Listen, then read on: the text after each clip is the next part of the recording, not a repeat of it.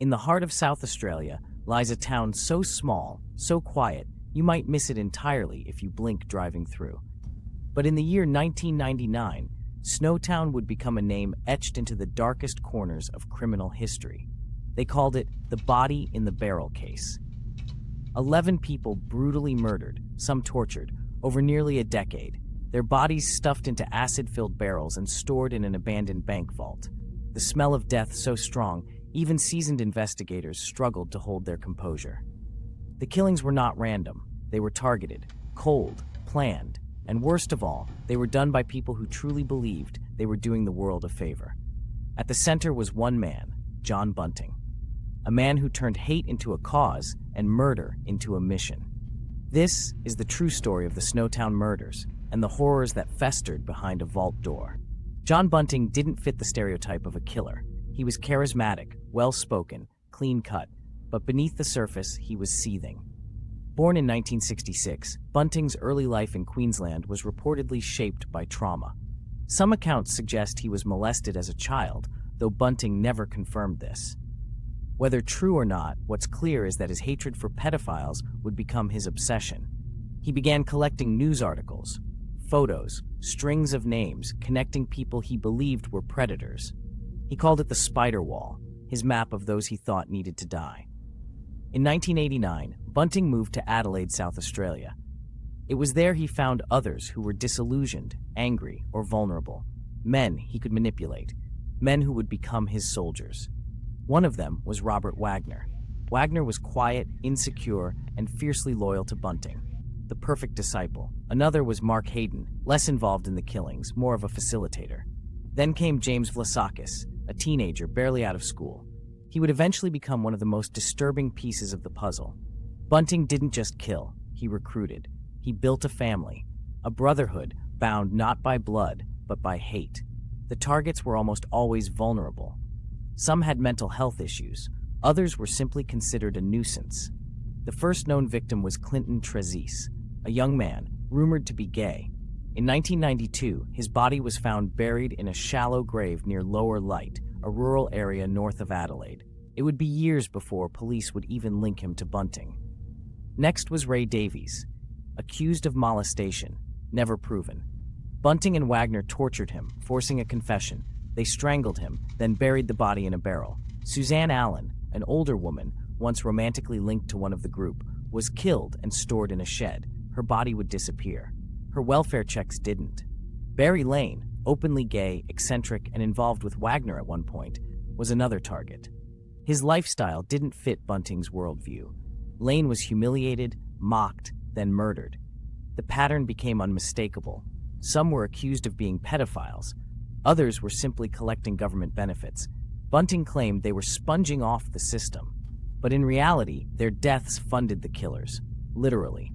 Their bank cards, IDs, and social security payments were used for years. John Bunting operated like a cult leader. He didn't need to convince his followers that killing was necessary. He just had to frame it as righteous. He used slurs, reinforced fear, claimed they were helping clean the world. His language was militant and his tone matter-of-fact. He called it cleansing. But this wasn't about justice. It was about domination, about power. Vlasakis, the youngest, was especially susceptible. He craved approval, and Bunting gave it to him in exchange for loyalty. Vlasakis would go on to kill his own half-brother, Troy Ude, and later his own stepbrother. It wasn't just manipulation. It was mind control. They recorded some of the killings. They forced victims to make fake phone calls to family. They dissolved the bodies. They laughed. By 1999, the group needed a new place to store their victims. Their solution, an abandoned bank in Snowtown. The vault, solid, soundproof, and secure, seemed perfect. They moved 6 barrels into the vault. Inside, bodies disfigured and melting in acid. The smell was unbearable, but someone was about to talk.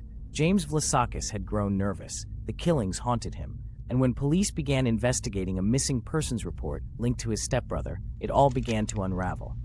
In May 1999, police raided the vault.